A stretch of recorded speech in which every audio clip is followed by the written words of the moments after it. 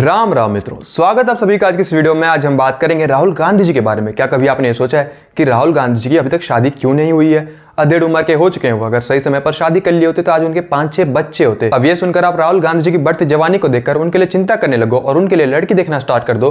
उससे पहले मैं आपको बता देता हूँ, टेंशन लेने की जरूरत नहीं है, उनकी ऑलरेडी शादी हो चुकी है। जी हाँ, सही सुना आपने। राहुल गांधी जी भारत के एक उभरते हुए लीडर है जिनका कंपेरिजन यहाँ पर मोदी जी से किया जाता है और वहीं पे कुछ लोग उन्हें एज अ प्राइम मिनिस्टर के तौर पर भी देखते हैं। तो वहीं पे हम भारतीय उनके बारे में ज़्यादा कुछ जानते ही नहीं है, जैसे कि उनके ट्रैक रिकॉर्ड्स। तो बेसिकली हम आज इस वीडियो में बात करेंगे राहुल गांधी जी के लाइफ के वो पार्ट्स जिसे जानना हर भारतीय का अधिकार। राहुल गांधी जी जिन्हें मैं पर्सनली फॉलो भी करता हूं और मैं उनका एक बहुत बड़ा फैन हूं। अब मैं उन्हें फॉलो क्यों करता हूं वो मैं आपको वीडियो में आगे बताऊंगा, पर उससे पहले आप एक बार सोचिए कि भारत को क्या कभी राहुल गांधी जी जैसा एक सेकुलर लीडर दोबारा मिल पाएगा?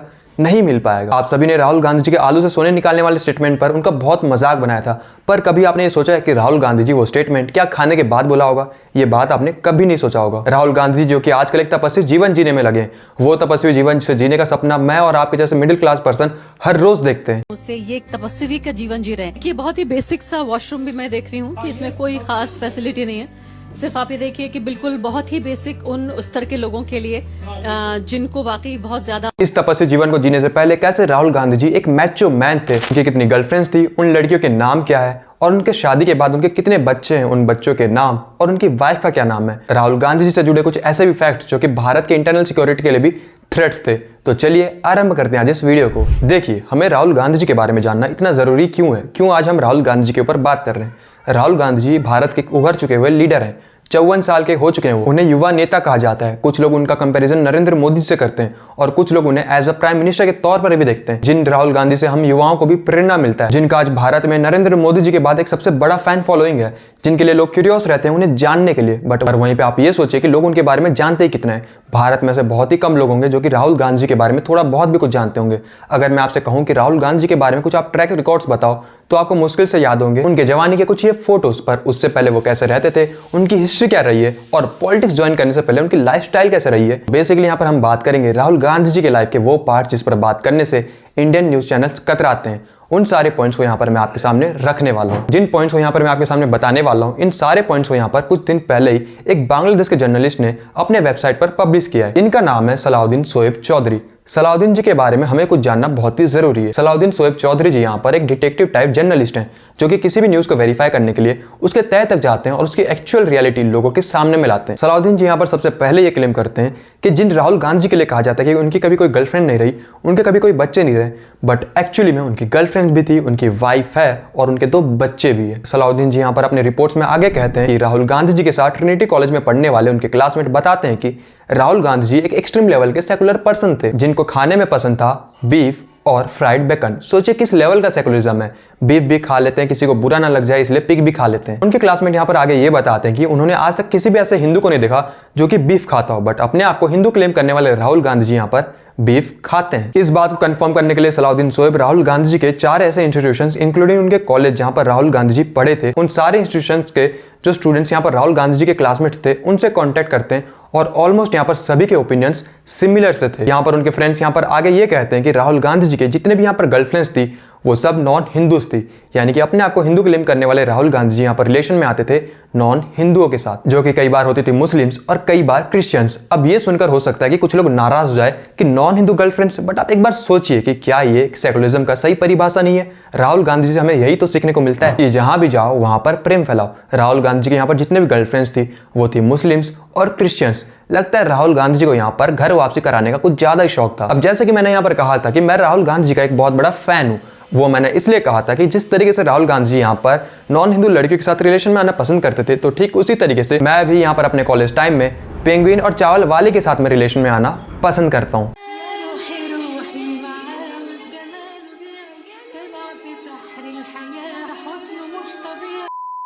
राहुल गांधी जी का यहाँ पर सबसे पहला रिलेशनशिप स्टार्ट होता है नोवाल जाहिर के साथ। नोवाल जाहिर यहाँ पर कोई नॉर्मल लड़की नहीं थी, बल्कि उनका नाम था प्रिंसेस नोवाल जाहिर, जिनके ग्रैंडफादर मोहम्मद जाहिर शाह जो कि अफगानिस्तान के किंग थे 1933 से लेकर 1973 तक। प्रिंसेस नोवाल जाहिर के फादर प्रिंस मोहम्मद पुस्तनयार खान, जिन्होंने अपनी स्टडी की थी इस्तेकाल हाई स्कूल से और बाद में काबुल के मिलिट्री एकेडमी से, जो कि 2nd लेफ्टिनेंट कमांडर थे रॉयल अफगानिस्तान एयरफोर्स में और बाद में ये एक सिविल एविएशन पायलट बनते हैं। प्रिंसेस नवाल ज़ाहिर की मदर प्रिंसेस फातिमा बेगम या फिर कह लीजिए प्रिंसेस फातिमा आरिफ ज़ाहिर, जो कि रोम में अफगानिस्तान एम्बेसी की पहली सेक्रेटरी थी। नवाल ज़ाहिर के नाना जनरल सरदार मोहम्मद आरिफ खान, जो कि अपने टाइम में यूएसएसआर में अफगानिस्तान के एम्बेसडर थे, यानी कि यहाँ पर एक बड़े खानदान से बिलोंग करने वाली लड़की के साथ यहाँ पर राहुल गांधी जी रिलेशन में आए थे। राहुल गांधी और नवाल ज़ाहिर के इस रिलेशन के बारे में एक आर्टिकल्स भी पब्लिश हुई थी ITI टाइम्स में और 2012 में द संडे गार्डियंस में। बाद में आर्टिकल्स रिमूव हो गए या फिर कहिए कि इनको रिमूव करवा दिया गया। नवाल ज़ाहिर यहाँ पर राहुल गांधी जी के साथ एक सीरियस रिलेशन में थी। उन्हें यहाँ पर लगा था कि राहुल गांधी जी उनसे शादी करेंगे, इसलिए यहाँ पर वो कन्वर्ट हो गई थी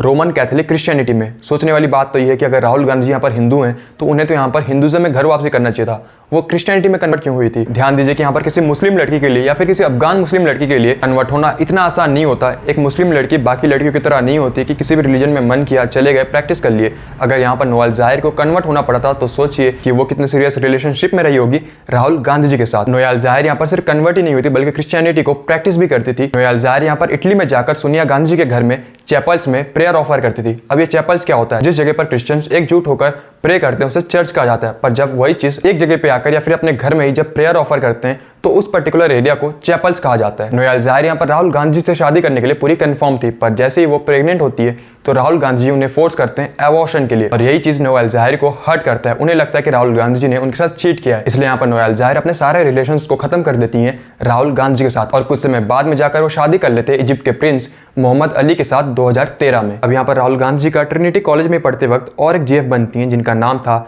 वेरोनिक कार्टेली। अब यहाँ पर ये वेरोनिक कार्टेली कौन है? वेरोनिक कार्टेली यहाँ पर कोलंबियन ड्रग्स कार्टेल लीडर की बेटी है। एक बार रिपोर्ट्स में क्लेम किया गया कि 2000 में इनकी रिलेशनशिप्स एंड हो गई थी, बट यहाँ पर 2004 में राहुल गांधी इंडियन एक्सप्रेस के जर्नलिस्ट वीरेंद्र गोपीनाथ को इंटरव्यू देते वक्त ये एक्सेप्ट कर लिया था कि उनकी गर्लफ्रेंड का नाम वेरोनिक है, वो एक स्पेनिश सिटीजन है और वो एक आर्किटेक्चर है। यहाँ पर राहुल गांधी जी ने मैनिपुलेशन गेम खेला था ताकि लोग यहाँ पर किसी वेरोनिक कार्टेली को ढूंढे जो कि स्पेनिश से बिलोंग करती होगी, पर यहाँ पर कोलंबिया में जो लैंग्वेज बोली जाती है वो स्पेनिश है। और जब सलाउद्दीन शोएब ने इस चीज को वेरीफाई किया कि वेरोनिक कार्टेली यहाँ पर बाय बर्थ स्पेनिश सिटीजन नहीं है। 1998 में वेरोनिक कार्टेली को इंडिया में स्पॉट किया गया था जब वो सोनिया गांधी जी के रैली को अटेंड करने आई थी, और इस टाइम पर इन्हें कई जगह पर राहुल गांधी जी के साथ भी देखा गया था। अब इस इंसिडेंट के बाद ये लोग इंडिया में तो नहीं बट इंडिया के बाहर कई सारे लोकेशन पे मिला करते थे, और फिर भी लोगों ने इन्हें कई जगह पर स्पॉट किया था, जैसे कि अंडमान एंड निकोबार में और लक्षद्वीप में। लक्षद्वीप में ये स्टे करते हैं और स्टे करते वक्त एक रूम बुक करते हैं जहां पर ये दोनों उस रूम को एक दूसरे के साथ शेयर करते हैं और एक दूसरे को एज अ पार्टनर क्लेम करते हैं। ये कहते हैं कि ये दोनों पार्टनर्स हैं। इस समय वेरोनिक कार्टेली के हाथ में एक बहुत ही एक्सपेंसिव डायमंड रिंग भी देखा गया था। वेरोनिक कार्टेली यहाँ पर अपने आइडेंटिटी को छुपाने के लिए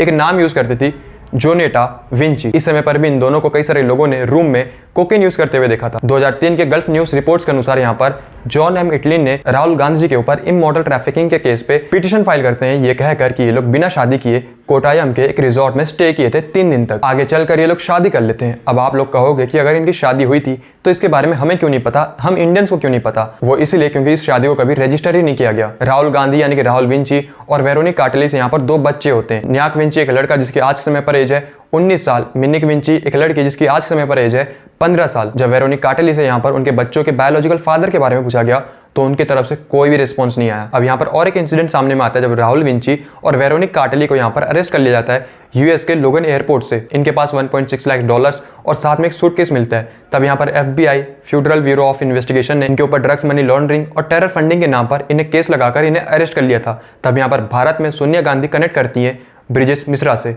ब्रिजेश मिश्रा जो कि उस समय पर नेशनल सिक्योरिटी एडवाइजर थे पीएम अटल बिहारी वाजपेयी के। ब्रिजेश मिश्रा यहाँ पर अटल बिहारी वाजपेयी के बिहाफ में अमेरिका के सामने ये मांग रखते हैं राहुल गांधी जी को रिलीज करने के लिए। ब्रिजेश मिश्रा इन चीजों को कर क्यों रहे थे? क्योंकि ब्रिजेश मिश्रा के यहाँ पर काफी अच्छे रिलेशंस थे सोनिया गांधी जी के साथ, क्योंकि ब्रिजेश मिश्रा की बेटी ने यहाँ पर एक इटालियन पर्सन से शादी किया था और वो इटली में सेटल थी। अब यहाँ पर अमेरिका राहुल गांधी जी को रिलीज तो कर देता है सिर्फ एक शर्त पर, जब कभी भी FBI यहाँ पर रिकॉल करेगी राहुल विंची को इन्वेस्टिगेशन के लिए तो उन्हें यहाँ पर आना पड़ेगा। जब यहाँ पर लोगों को वेरोनिक कार्टेली के बारे में पता चलने लगा तो यहाँ पर कांग्रेस के लोगों के द्वारा एक फोटो को बहुत वायरल किया गया, ये कहकर कि यही फीमेल है जो कि वेरोनिक कार्टेली है। इस चीज को कांग्रेस के लोगों ने फैलाया था ताकि ये बाद में प्रूव किया जा सके कि ये तो वेरोनिक कार्टेली है ही नहीं, वेरोनिक कार्टेली तो यहाँ पर कोई एग्जिस्ट नहीं करती और उनके नाम पर राहुल गांधी जी को बदनाम किया जा रहा है। हालांकि बाद में इन फीमेल्स का भी आइडेंटिटी लोगों के सामने में आता है। जरा यहाँ पर आप इन 2 फोटोज को देखो, क्या यहाँ पर ये 2 फीमेल्स एक जैसे लग रहे हैं? बिल्कुल भी नहीं। हालांकि ये जो फीमेल्स है इनका नाम है नथेलिया रोमस। नथेलिया रोमस यहाँ पर खुद कई सारे फोटोज यहाँ पर राहुल गांधी जी के साथ अपने सोशल मीडिया पर पोस्ट कर चुकी थी। समय समय पर वो राहुल गांधी जी के साथ ऐसे काफी सारे पोस्ट डालती हैं जहां पर वो राहुल गांधी जी को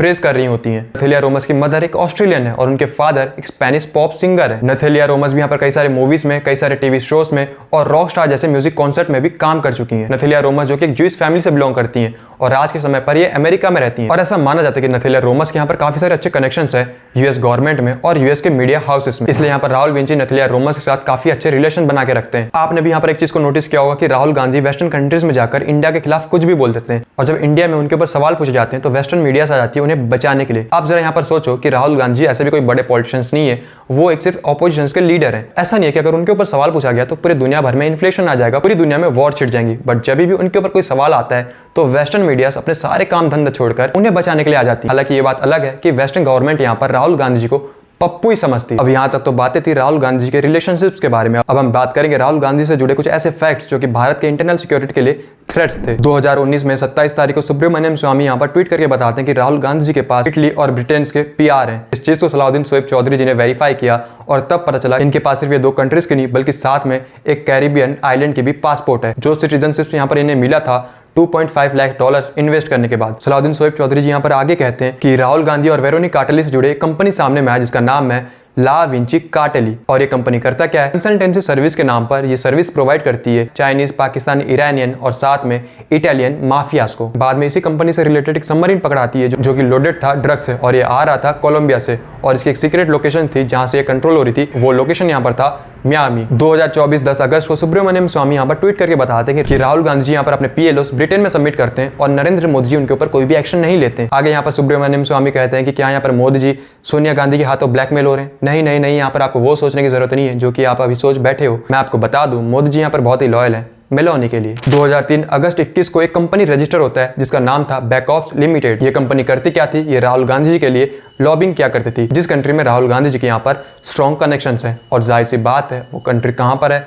वो है हमारी इंडिया। इस कंपनी का एक्स डायरेक्टर जिसका नाम था ब्रेन लवग्रोव और बाद में इस कंपनी का डायरेक्टरशिप आता है यूलरिक मैकनाइट को। जब इस कंपनी के बारे में लोगों को पता चलने लगा तो इस कंपनी को डिसॉल्व कर दिया गया 2007 में। यह कंपनी यहाँ पर इंडिया से ऑपरेट हो रही थी बट यहाँ पर इसी कंपनी से रिलेटेड और एक कंपनी को ओपन किया गया था यूके में। इस कंपनी को 2003 में रजिस्टर किया गया था और इस कंपनी में राहुल विंची की शेयर परसेंट था 65% और वहीं पे यूलरिक मैकनाइट का था 35%। इसी कंपनी के थ्रू यूलरिक मैकनाइट को यहाँ पर 2011 में फ्रांस के एक डिफेंस सप्लायर नोवाल ग्रुप से यहाँ पर स्कॉर्पियन सबमरीन की कॉन्ट्रैक्ट मिलती है और स्कॉर्पियन सबमरीन खरीदा कौन था, हमारे भारत ने। 2011 में यही फ्रांस की कंपनी विशाखापट्टनम में फ्लैश फॉग नाम की प्राइवेट लिमिटेड कंपनी के साथ एक कॉन्ट्रैक्ट साइन करती है स्कॉर्पियन सबमरीन्स के क्रिटिकल पार्ट्स के लिए। इन पार्ट्स को यहाँ पर फ्रांस की कंपनी इंडिया में इंपोर्ट्स करवाती और फ्रांस की defence company Mumbai based company MDL के साथ टाई अप करके स्कॉर्पियन सबमरीन्स यहाँ पर इंडिया में ही बनाने वाली थी और इस प्रोजेक्ट का अमाउंट होने वाला था 200 बिलियन इंडियन रुपीस। और 2011 में इंडिया की कंपनी फ्लैश फॉग एक यूके की कंपनी को एक्वायर करता है जिसका नाम था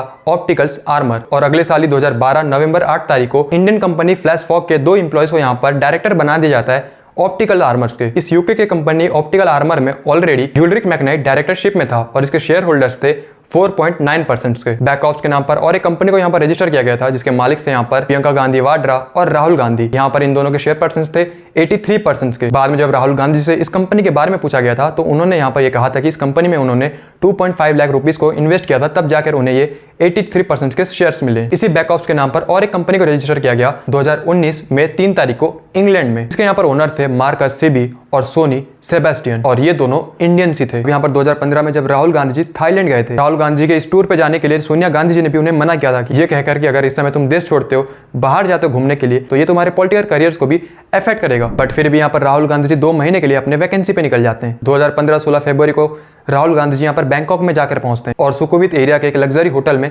स्टे करते हैं और रात को डिनर करते वक्त यहाँ पर राहुल विंची 3 लोगों से मिलते हैं जो कि थे इटली से और मैक्सिको से। इनमें से एक पर्सन जॉर्ज डैनियल जो कि मैक्सिको से था और ये एक ड्रग्स कार्टेल का मेंबर था। इस व्यक्ति को वहां पर उस समय फूड ग्रेन ट्रेडर के तौर पर दिखाया गया था। अगले दिन 17 फरवरी 2015 को राहुल गांधी जी यहाँ पर थाईलैंड से कोलंबिया के लिए ट्रैवल करते हैं जहां पर ऑलरेडी इनकी वाइफ वेरोनिका कार्टेली अपने 2 बच्चों के साथ इनकी वेट कर रही थी, जहां पर राहुल गांधी जी इनके साथ 11 दिन स्पेंड करते हैं। राहुल गांधी जी यहाँ पर अपनी आइडेंटिटी छुपाने के लिए कार्स में ट्रैवल करते थे, मास्क, सनग्लासेस और कैप पहना करते थे ताकि इनकी आइडेंटिटी किसी को पता ना चले। 28 फरवरी जब वेरोनिका कार्टेली अपने 2 बच्चों के साथ म्यांमार चली जाती है और 1 मार्च को यहाँ पर राहुल गांधी जी भी कोलंबिया से म्यांमार के लिए निकल जाते हैं जहां पर वो 21 दिन स्पेंड करते हैं अपने फैमिली के साथ। मार्च 22 तारीख जहां पर राहुल गांधी जी म्यांमार से दोबारा थाईलैंड वापस आते हैं और उस समय तक उनकी वाइफ भी म्यांमार छोड़ चुकी थी। थाईलैंड में वापस आने के बाद राहुल गांधी जी यहाँ पर कुछ बुद्धिस्ट हेरिटेज को विजिट करते हैं और यहाँ पर राहुल गांधी के साथ कुछ लड़कियां भी आकर मीट करती हैं। इनमें से एक लड़की उज्बेकिस्तान से थी। जॉर्ज डैनिक जो कि पहले राहुल गांधी से मिल चुका था, वो दोबारा यहाँ पर फिर से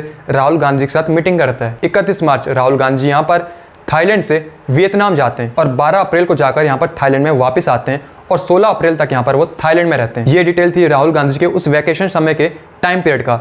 अब मैं आपको बताता हूँ राहुल गांधी जी के हमारे पड़ोसी कंट्रीज के साथ कैसे रिलेशंस है। तारिक रहमान जो कि बांग्लादेश के बीएनपी पार्टी का चेयरमैन है और अब वो लाइफ टाइम प्रिजनर है। क्यों? क्योंकि तारिक रहमान ने यहाँ पर इलीगल तरीके से वेपन स्मगल किए थे ULFA ग्रुप्स को। ये स्मगलिंग बांग्लादेश का अब तक का सबसे बड़ा स्मगलिंग था और ये ग्रुप ULFA ग्रुप ये था कहाँ का? ये था भारत का, United liberal foundations of Assam, जिनका एम ये था कि भारत को डिस्टेबलाइज करके भारत से असम को अलग किया जा सके और एक अलग नेशंस को बनाया जाए, जिसका पता सही समय पर इंडियन गवर्नमेंट को पता चल गया और इनके ऊपर बैन लग गया। अभी आप सबको पता होगा कि रिसेंटली अभी बांग्लादेश में सत्ता पलट हुई है और वहां पर अभी गवर्नमेंट बनी है मोहम्मद यूनुस की, एक इंटरिम गवर्नमेंट। पर जरा यहाँ पर आप इस फोटो को देखो, ये फोटो है मोहम्मद यूनुस के साथ राहुल गांधी जी का। कहां पर? बांग्लादेश में। सलाउद्दीन शोएब यहाँ पर अपने रिपोर्ट्स में आगे क्लेम करते हैं कि राहुल गांधी जी जब म्यांमार विजिट करते हैं तो वहां पर उनके एक सबसे फेवरेट लोकेशन है गार्डन गेस्ट हाउस। ये सिर्फ राहुल विंची का नहीं बल्कि डी कंपनी और पाकिस्तान का ISI ग्रुप का भी फेवरेट प्लेस है। सलाउद्दीन जी के इस रिपोर्ट्स को पब्लिश करने के बाद आज उनके ऊपर भारत में